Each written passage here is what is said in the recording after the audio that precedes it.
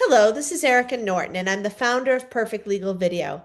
And we have with us today Attorney Nicole Reeves Lavallee. She owns a family and real estate law firm in the Worcester, Massachusetts area, and she and her team are fantastic at what they do. So I'm very excited to tell you about our topic today. We're going to be talking about earning capacity and in reference to child support. And I wanted to thank you so much for joining us today, Nicole. Thanks for having me. You are welcome. And so today we're going to talk about earning capacity and how they figure that out. I find it very interesting because you do hear so many sketchy things when it comes to an ex paying child support and trying to hide their income and or maybe just not even working. Once they have to pay child support, I actually know a very real example of that. So what is your definition of earning capacity when it has to do with child support? Well, earning capacity is going to be what the court determines is reasonable as your weekly income. And obviously, they're going to look at a bunch of different factors to make that determination. The first and foremost is the easiest. What have historically they been working? What is their education? What jobs did they have last? Why did they leave that job? How long ago was it? So we're going to start with all of these little factors to determine what earning capacity is, because we need to have a number to put on that person's obligation for child support. Absolutely. And I can see where, like, for example, let's look at a stay-at-home mom, but she used to work and she used to make $100,000. What happens in that case, for example? Well, how long has she been out of work? She's only been out of work for 6 months, and now they're getting divorced. She can probably go back and get a job. Obviously, the downfall is going to be she's probably going to have to pay for childcare, right? And we're going to have to factor that in. Versus the stay at home mom who has 5 kids and she's been out of the workforce for 15 years. Well, I don't care what her education is. Pretty much everything's going to be out to date. And that includes things like teachers, because if they don't keep up their certifications, they're losing them. So you're going to be looking at the market, and like you have technology. Great. 5 years later in technology, you're obsolete. So again, what does that look like? Now, if I always only had an entry level job, such as a retail, then okay, then I'm probably going to file a retail job and I'm probably going to be earning somewhere around minimum wage. So we can divulge into that a lot, but again, we're going to look at, well, how long and what was their skills and whether or not those skills are transferable to today's market. Yeah, I mean, absolutely. I mean, there is such a thing as being underemployed, right? Absolutely. Underemployed is one of those circumstances where a person is choosing to work the minimum wage job, but they have a master's degree. But I don't really want to work more. I don't like that my master's is in sociology. I don't care about any of that. I want to work at Dunkin' Donuts. Well, great. And your education would say otherwise. So that would be a good example of underemployment. Well, what can you force them to work? I mean, I guess it would have to be the one who's paying out the child support. Can you force them to work? It doesn't have to be the one that's paying.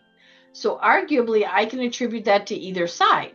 So from my perspective, I'm going to go, well, you're now being a stay-at-home mom, but your earning capacity is $50,000.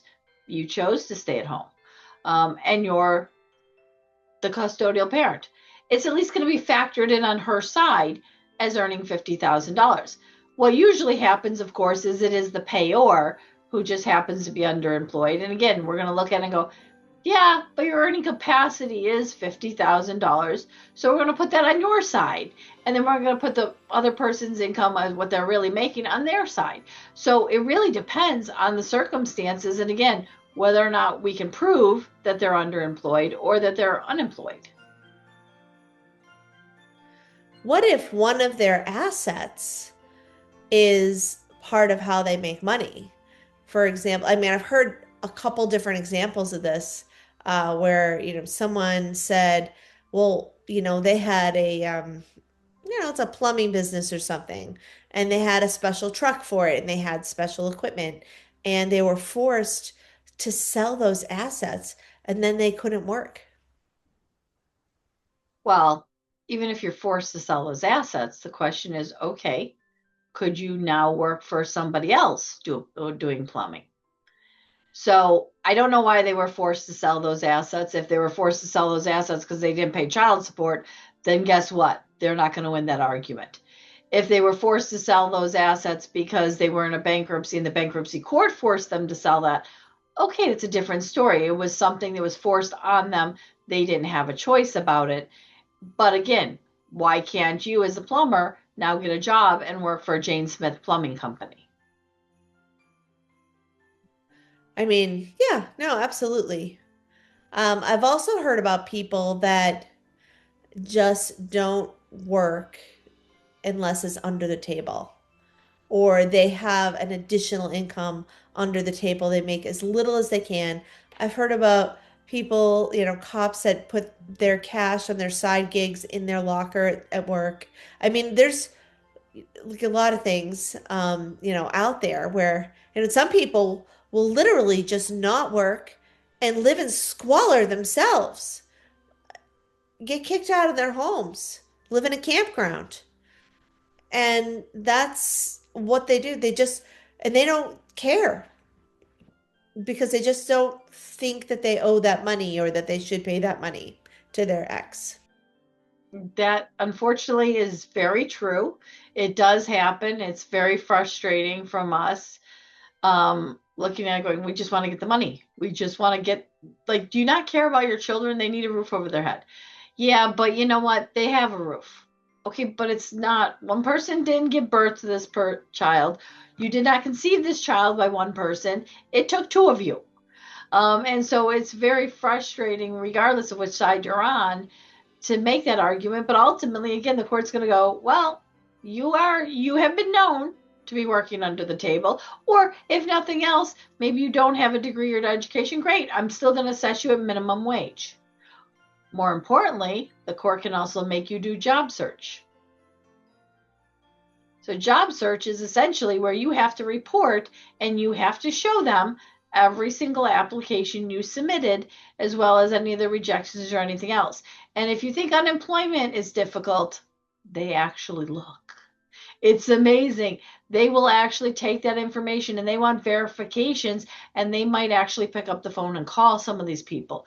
So you don't get to scam the court. The court is going to know, and the probation department is going to report their findings to the court, and ultimately you could go to jail for lying. You'd be in contempt then, right? You'd be in contempt, but you also, like I said, the court has the power to sanction you and go, well, you're underemployed by choice. You owe $20,000 and your release amount is $15,000. Go sit in a cell, make some phone calls. That is really funny because I actually did get a phone call one time from a boss that I hadn't seen for 10 years. And I was like, oh my gosh, how are you doing? Not so great. Sitting here in the cell, trying to like figure out if anyone can help me out because I'm behind on child support. I'm like, oh yeah, sorry, I can't help you. I haven't talked to you in 10 years. But yeah, I mean that is eventually what happens, but they do somehow find the money when they are thrown in jail. It's amazing. They always find that money. And again, you hadn't talked to the person in 10 years. He obviously was desperate. He went through his family first, I'm sure. But that's exactly what they'll tell you to do. And you have a purge amount and you're staying in jail for a set period of time unless you can come up with that money. Mhm. What about I knew somebody once that owned a building that he had tenants, and it was a huge asset in the divorce, and they had twins. And yeah, I got a call from him asking if this is someone from the same company, by the way, asking if I wanted to invest in his building so that he could keep it and that if he sold it, or you get a certain percentage of the rent or something, and otherwise they were going to make him sell it, and he really was trying to hold on to it. Yeah, and again, it all depends on how much you owe, and you know, people think that they're getting away with scamming somebody. At the end of the day, one, you're hurting your children, so let's be focused on that. And the reality is, your children are going to know in some way, shape, or form, whether it's from a parent or somebody else, what you're doing. So ultimately, you're going to lose that relationship. So really, don't do it. But if you're going to do it, again, there's the court's going to find out. What you're saying is the courts have seen it all, and they expect these kinds of tricks, and they will be checking on it.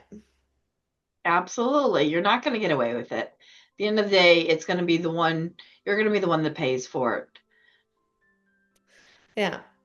So when you are going through a divorce and you're working out child support, or not even a divorce, it could just be you're splitting up from a partner and you have a child. Uh, what are some of the things that you look for to determine whether somebody is, underemployed, or not really paying enough child support for what they could actually earn, their earning potential? Well, it's the person that usually goes, oh, he works for 2 months, then he loses his job. And then he'll find another job and he's at that one for a month and then he loses that job. It's that usually that type of person, or the one that just says, I'm just not going to work. You support me. Well, great, until we break up and then it's not so great. And so again, we're going to go back to, really what does your social security statement show? And obviously, if you have been actually working at above board companies, it's going to show what you were at least earning. Again, what is your education? But we're going to factor those things in. So, you might have other monies that you get from family members. Maybe you have a trust. Those are things that are going to come into play. Some people have retirement accounts or severance packages that they're getting. All of that is income that can be attributed to them. I mean, yeah, it is interesting what they come up with. It can be quite creative, I think. I mean, I know somebody who, they were entitled to part of the retirement. They'd been there together for like 25 or 30 years, and they were entitled to a military retirement. Plus, that person had to pay their mortgage until the house was paid off.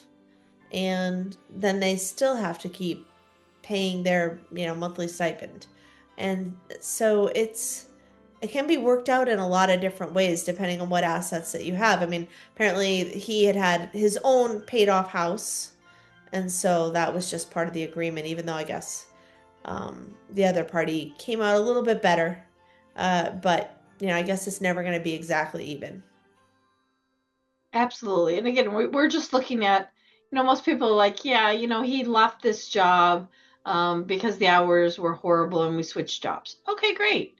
But if it's something that the two of you agreed upon, the court's not going to balk.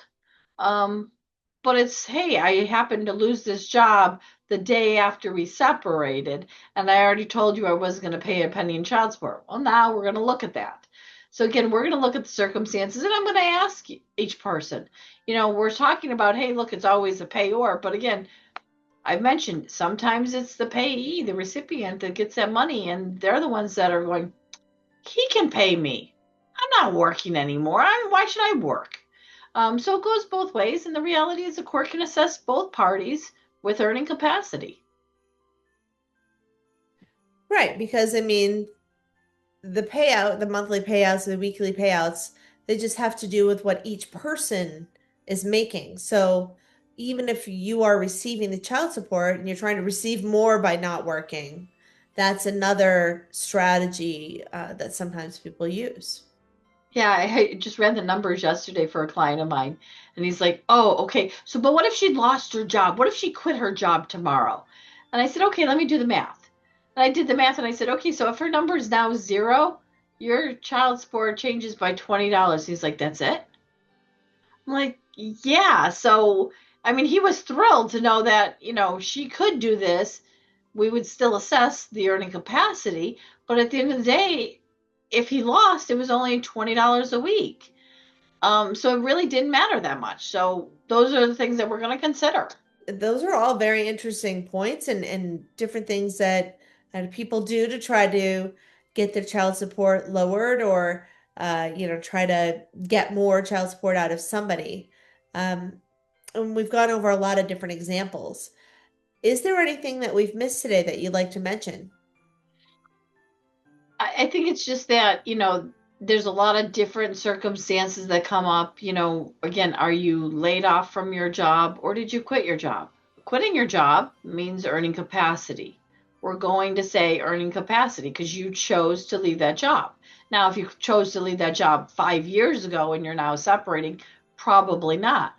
But if you chose to leave your job 3 weeks after we separated, well, we're going to call you out on that. But another issue is if somebody is found disabled through Social Security, so you get Social Security disability, then the court is going to assign them that they are disabled and their earning capacity is only that of Social Security.